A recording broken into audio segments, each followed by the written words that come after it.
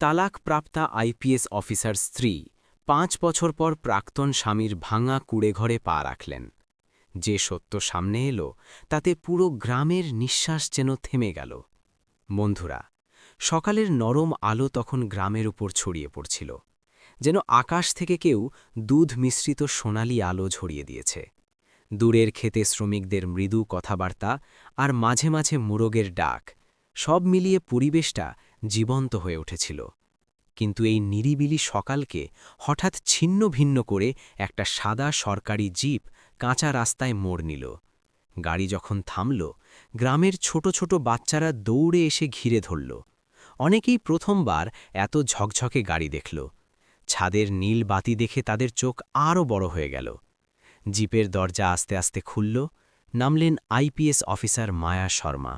দ্রুত পায়ে, সাদা ইউনিফর্মে করকরে ভাঁজ, মুখে কঠোরতা আর চোখে এক অদ্ভুত ক্লান্তি। আজও তার মধ্যে সেই আগুন ছিল যা পুরো জেলায় আলোচিত ছিল, কিন্তু মুখটা যেন ভেঙে পড়েছে, কোথাও চোখের কোণ ভিজে। গ্রামবাসীদের কাছে এ দৃশ্য যেন কোনো সিনেমার দৃশ্য। আইপিএস ম্যাডাম এই প্রত্যন্ত গ্রামে, তাও একা। কয়েকজন মহিলা শাড়ি ঠিক করতে করতে দরজায় উঁকি দিতে লাগল। বাচ্চারা কাঁধ ঝাঁকাল, পুরুষরা ফিসফিস শুরু করল। কিন্তু মায়া কারো দিকে তাকাচ্ছিলেন না।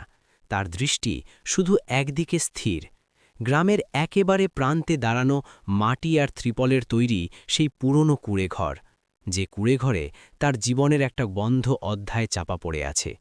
সেখানে থাকেন তার তালাকপ্রাপ্তা স্বামী অজয় কুমার। ৫ বছর আগে মায়া আর অজয়ের সম্পর্ক কোনো সাধারণ দম্পতির মতো ছিল না। একদিকে দেশের মেধা তালিকায় শীর্ষে থাকা আইপিএস অফিসার, আর অন্যদিকে গ্রামের সাধারণ ছেলে যে বাবার ছোটখাটো চাষবাস দেখাশোনা করত। দুজনের পরিচয় ভাগ্যের খেলায় হয়েছিল, বিয়েও তাই। কিন্তু ভাগ্য নিজের মতো খেলা চালায়। মায়া ছিলেন উচ্চাকাঙ্ক্ষী, শৃঙ্খলাপরায়ণ অজয় ছিলেন সরল নরম মনের, অনুভূতিকে গুরুত্ব দেওয়া মানুষ। দুজনের জগৎ একেবারে আলাদা। বিয়ের পর প্রথম কয়েক মাস সব ঠিকঠাক চলল। তারপর ঝগড়া শুরু হলো, কাজ নিয়ে, সময় নিয়ে, মায়ার ডিউটি নিয়ে, অজয়ের আর্থিক অবস্থা নিয়ে। একদিন কথা এত বেড়ে গেল যে মায়া ডিভোর্সের সিদ্ধান্ত নিয়ে নিলেন। অজয় কোনো আপত্তি করেননি, শুধু বলেছিলেন, যদি তোমার মনে হয় আমি তোমার পথে বাধা, তাহলে আমি সরে যাচ্ছি। আর সত্যিই সরে গেলেন। গ্রামে ফিরে এসে সেই কুঁড়েঘরে থাকতে লাগলেন। মায়া ভেবেছিলেন সময়ের সাথে সব ভুলে যাবেন, কিন্তু সত্যি কথা হলো তিনি নিজেকে কখনো ক্ষমা করতে পারেননি। মনে হতো তিনি শুধু উচ্চাকাঙ্ক্ষা আর রাগের বশে একজন ভালো মানুষকে হারিয়েছেন। তবু ৫ বছর ধরে কখনো তার সাথে দেখা করতে যাননি, না ফোন করেছেন, না খোঁজ নিয়েছেন। তারপর কি এমন ঘটল যে আজ হঠাৎ এখানে চলে এলেন? কুঁড়েঘরের দিকে এগোতে এগোতে মায়া গভীর শ্বাস নিলেন। হৃৎপিণ্ড এত জোরে ধুকভুক করছিল যেন বুক ফেটে বেরিয়ে আসবে। কাঁচা মাটিতে তার চকচকে জুতো ডুবে যাচ্ছিল। চোখে ভয়, অপরাধ বোধ আর একটা প্রশ্ন, তিনি কি আমাকে ঘৃণা করেন? কুঁড়েঘরের কাছে এসে দেখলেন সামনে পুরনো চারপাই, কাছে ভাঙা বালতি, দড়িতে শুকানো ছেঁড়া কাপড় আর দরজায় ঝোলানো ছোট তালা। তালা? তিনি কি বাইরে গেছেন? মায়া এক বয়স্কা মহিলাকে ডাকলেন, যিনি ছাগলকে খাবার দিচ্ছিলেন। মা, এই কুঁড়েঘরটা অজয় কুমারেরই তো? গলা নিজে থেকে কেঁপে উঠল। বয়স্কা তাকে মাথা থেকে পা পর্যন্ত দেখলেন।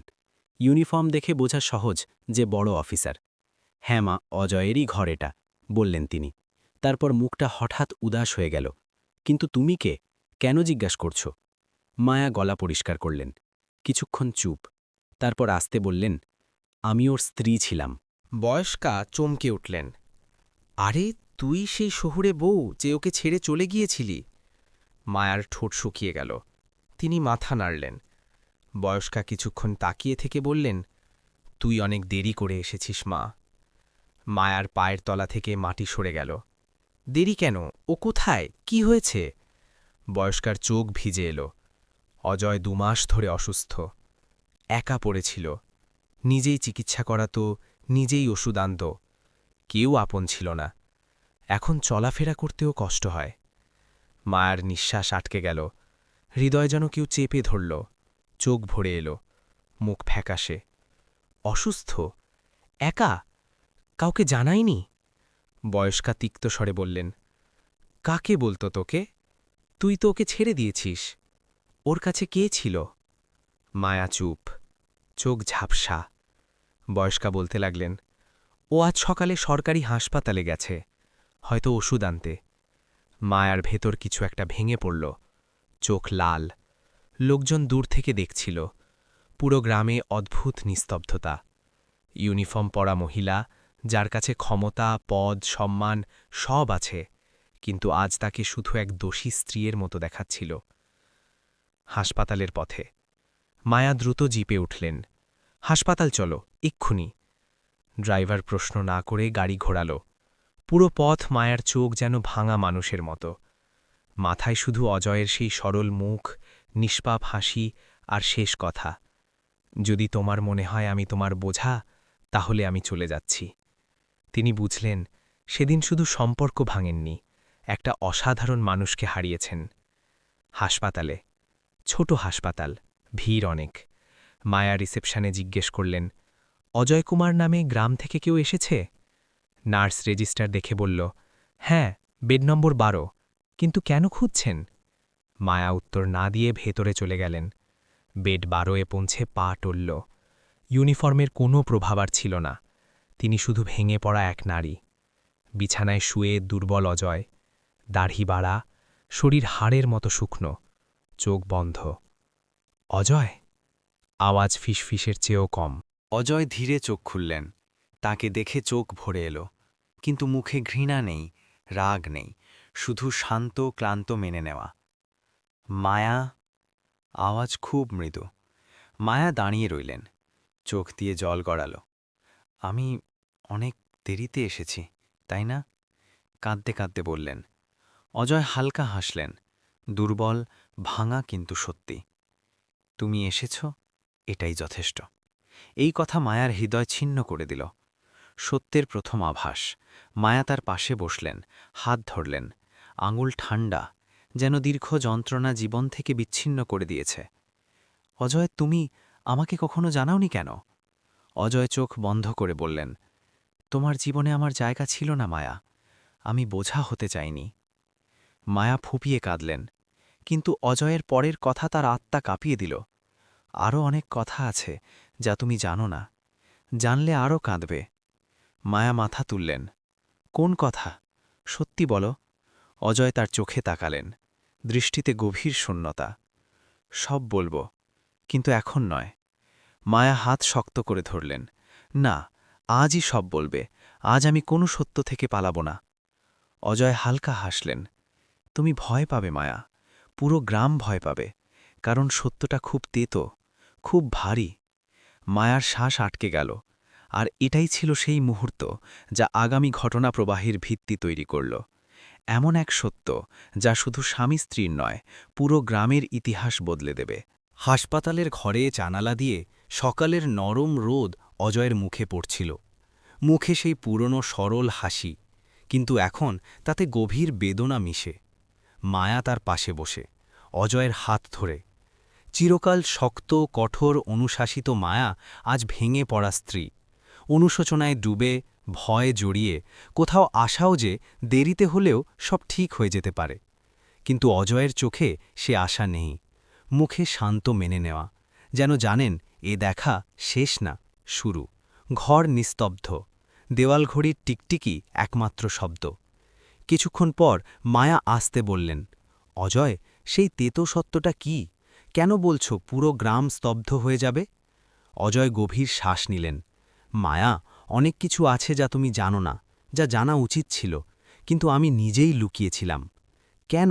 মায়ার চোখ ভরে এলো।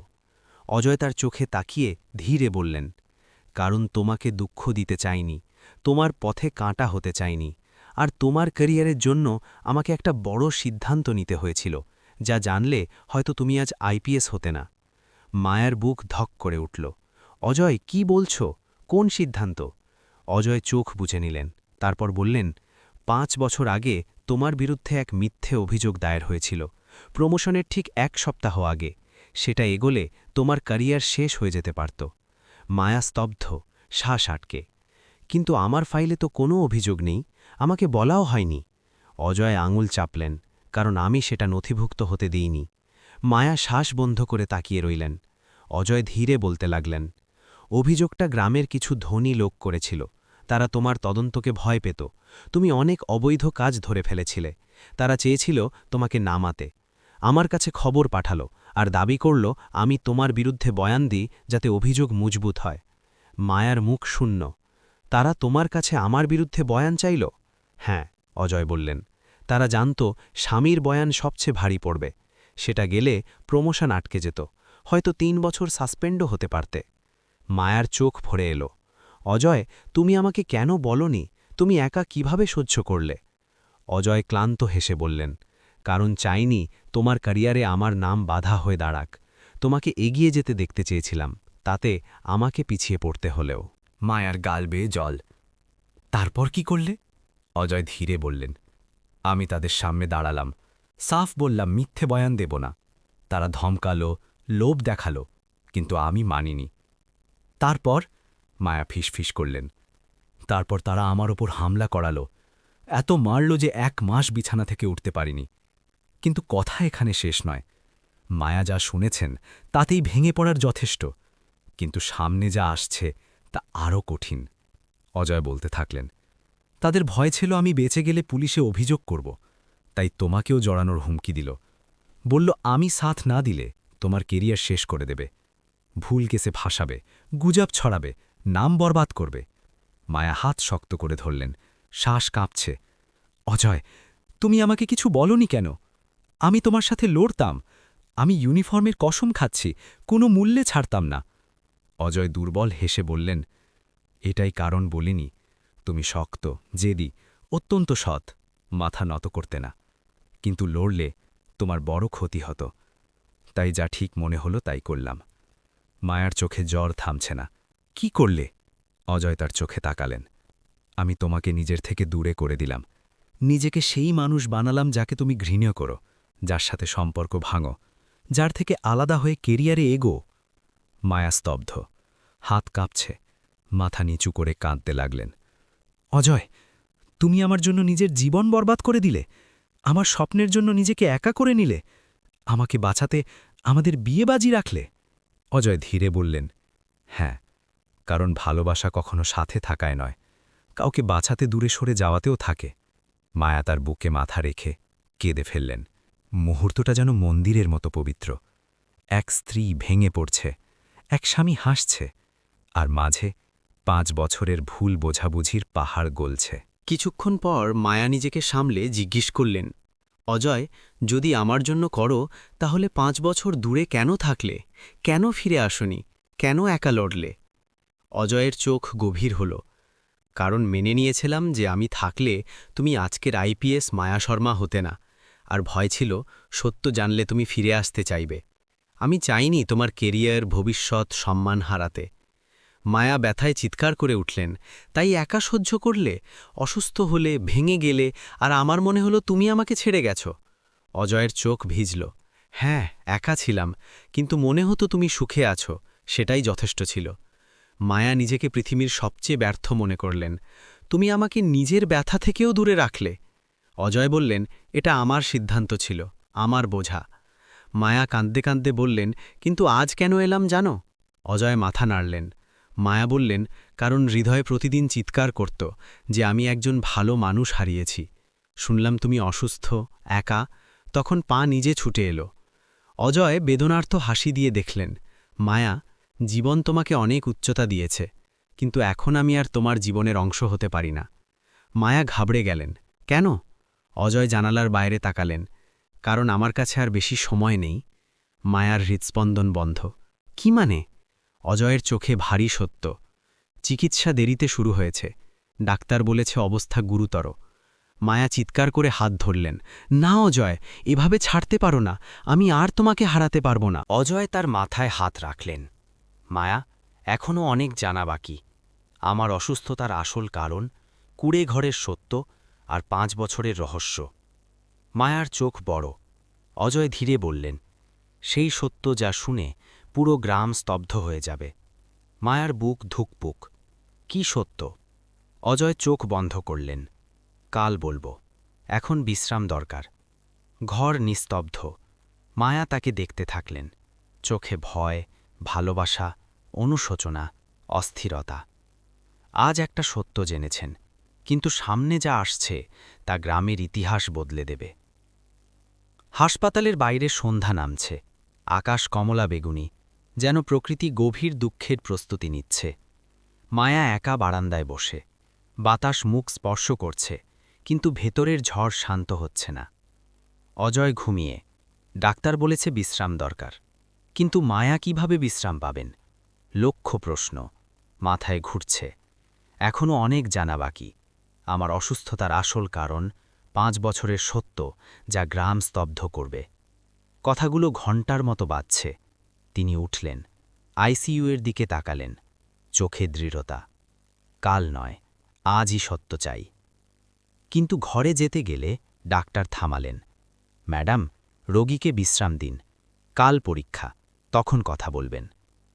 মায়া বাধ্য হয়ে মাথা নাড়লেন, কিন্তু চোখ বলছে অপেক্ষা করতে পারছেন না। বেঞ্চে বসলেন, বাতাস ব্যথা বাড়াচ্ছে। হঠাৎ এক বৃদ্ধ, হয়তো রোগী দেখতে এসেছেন, ওষুধ নিয়ে ফিরছেন। মায়াকে চিন্তিত দেখে বললেন, মেমসাব, আপনি অজয়ের স্ত্রী না? মায়া চমকে তাকালেন। হ্যাঁ, কিন্তু আপনি জানলেন কি করে? বৃদ্ধ হাসলেন। গ্রাম ছোট, সম্পর্ক বড়। অজয় খুব ভালো মানুষ, তার ব্যাপারে সবাই জানে, কিন্তু তার ভেতরে অনেক কিছু চাপা আছে যা আপনিও জানেন না। মায়া শির দ্বারা শিহরিত। কি মানে? বৃদ্ধ নিচুস্বরে বললেন, গ্রামে অনেক গভীর রহস্য লুকিয়ে, অজয় সেই সবের একমাত্র সাক্ষী। মায়ার চোখ বড়। কোন রহস্য? বৃদ্ধ নজর নামিয়ে বললেন, এটা অজয়ই বললে ভালো, কিন্তু এটুকু বলতে পারি, সত্য সামনে এলে গ্রামের অনেক ভিত নড়ে যাবে, বলে চলে গেলেন। মায়া জমে গেলেন, বুক জোরে ধরফর করতে লাগল, অস্থিরতা বাড়ল, মনে হচ্ছিল বুক ফেটে যাবে। পরদিন সকালের প্রথম আলো হাসপাতালের দেওয়ালে পড়তেই মায়ার চোখ খুলল। সারা রাত ঘুমাননি, চেয়ারে বসে কাটিয়েছেন। ডাক্তার নার্সের শব্দ ধোঁয়াশা, চোখ শুধু দরজায়, অজয়ের আইসিইউ দরজায়। ডাক্তার বাইরে এলে মায়া ছুটে গেলেন। ডাক্তার, অবস্থা কেমন? ডাক্তার গম্ভীর, নাজুক, কিন্তু জ্ঞানে। কথা বলতে পারেন, কিন্তু বেশিক্ষণ নয়, শরীর দুর্বল। মায়া 1 সেকেন্ড নষ্ট না করে ঘরে। ভেতরে আবেগের ঝড়। অজয় শুয়ে, মুখে ছায়া, কিন্তু চোখে পুরনো গভীরতা। তাকে দেখে মায়ার পা থেমে গেল, চোখ ভরে এলো। ধীরে হাত ধরলেন। অজয়, আমি এখানে আছি। অজয় চোখ খুললেন, হাসি ফুটল, দুর্বল কিন্তু সত্যি। সারা রাত ঘুমাওনি? মৃদু জিজ্ঞেস। মায়ার চোখে ব্যথা। ঘুম? তুমি এ অবস্থায় আর আমি ঘুমোব? অজয়, সব জানতে হবে, এক্ষুনি। সত্যটা কি? 5 বছর কি সহ্য করেছ, কি লুকিয়েছ, আর সেই রহস্য কি যা খুললে গ্রাম কেঁপে যাবে? অজয় গভীর শ্বাস নিলেন, মুখে ক্লান্তি, ব্যথা। মায়া, এসব সহজ নয়, শুনে ভেঙে পড়বে। মায়ার গলা ধরে এলো। আমি আগেই ভেঙেছি, এখন শুধু সত্যই বাঁচাতে বা শেষ করতে পারে। বলো, কি সেই সত্য? ঘরে লম্বা নীরবতা, রোদ ব্যথা ফুটিয়ে তুলছে। অজয় ধীরে বলতে শুরু করলেন, মায়া, আমার অসুস্থতা শুধু অসুস্থতা নয়, আমাকে বিষ দেওয়া হয়েছিল। মায়ার শরীর কেঁপে উঠল, আঙুল শক্ত। বিষ? কে? কেন? অজয় চোখ বন্ধ, যেন ব্যথা জেগে উঠল। কারণ আমি গ্রামের সবচেয়ে বড় রহস্য বাঁচিয়েছিলাম, আর সেই চালে ফেঁসে গেছি। ওরা চায়নি আমি বেঁচে থাকি। আমি সব জানি যা জানার অধিকার কারও হওয়া উচিত ছিল না। মায়ার শ্বাস বন্ধ। কোন রহস্য? পরিষ্কার বলো। অজয় কাঁপা গলায় বললেন, 5 বছর আগে যখন তুমি ডিভোর্স নিলে, তখন গ্রামের কিছু নেতা, জমিদার আর 2জন পুলিশ অফিসার মিলে বড় অপরাধ করছিল। জমি দখল, গরিবদের নামে ভুয়ো লোন, রাতে পাচার। মায়া অবাক। এসব আমাকে কেন বলা হয়নি? আমি তো আইপিএস ছিলাম। অজয় তিক্ত হাসলেন। এটাই তাদের ভয়। তুমি সৎ, খবর পেলে একা সিন্ডিকেট ধ্বংস করতে, তাই আমাকে টার্গেট করল। আমি অনেকবার রাতে খেতে তাদের দেখে ফেলতাম, আর এক রাতে গলা ভেঙে গেল। মায়া হাত শক্ত ধরলেন। কি হলো সেই রাতে? অজয় চোখ তুলে বললেন, সেই রাতে দেখলাম যা দেখা উচিত ছিল না। গ্রামের বাইরে জঙ্গলে ট্রাকে অস্ত্র, মদ, হয়তো আরও কিছু পাচার হচ্ছিল। আমাকে ধরে মারল। যেতে যেতে বলল, চুপ থাকো, স্ত্রীকে বাঁচাতে চাইলে দূরে থাকো। মায়া দাঁতে দাঁত চাপলেন, চোখ আগুন। তাই চুপ থাকলে? আমার জন্য? অজয় শান্ত। হ্যাঁ, তোমার জীবন তখন আমার চেয়ে বড় ছিল। মায়া ভেঙে পড়লেন। জল থামছে না। কিন্তু বিষ কিভাবে? অজয় চোখ নামালেন। ২ বছর আগে থেকে খাবারে অল্প অল্প বিষ মেশাতে শুরু করল, যাতে মৃত্যু অসুখ মনে হয়, প্রমাণ না থাকে, রহস্য দাফন থাকে। মায়ার হৃদয় দুমড়ে গেল, শ্বাস আটকে। অজয়, তুমি আমাকে কেন বলনি? আমি বাঁচাতাম, ওদের শেষ করতাম। তুমি আমাকে একা কেন ছেড়ে দিলে? অজয় ধীরে বললেন, জানলে তুমি প্রকাশ্যে লড়তে, হয়তো আজ তুমিও হাসপাতালে। বা মায়া হাত বুকে রেখে বললেন, বা কি বলো? মুড়েও মেনে নিতাম, কিন্তু তোমাকে একা সহ্য করতে দিতাম না। অজয়ের চোখে আভা।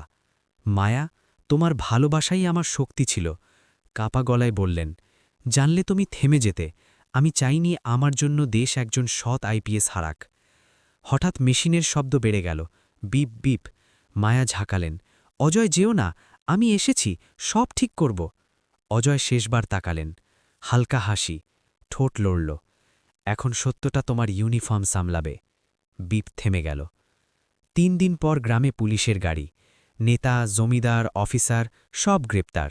কুড়েঘরের সামনে মায়া দাঁড়িয়ে, চোখে জল, বুকে গর্ব। ধীরে বললেন, তুমি একা ছিলে না অজয়, তোমার সত্য বেঁচে আছে, আর পুরো গ্রাম স্তব্ধ হয়ে গেছে।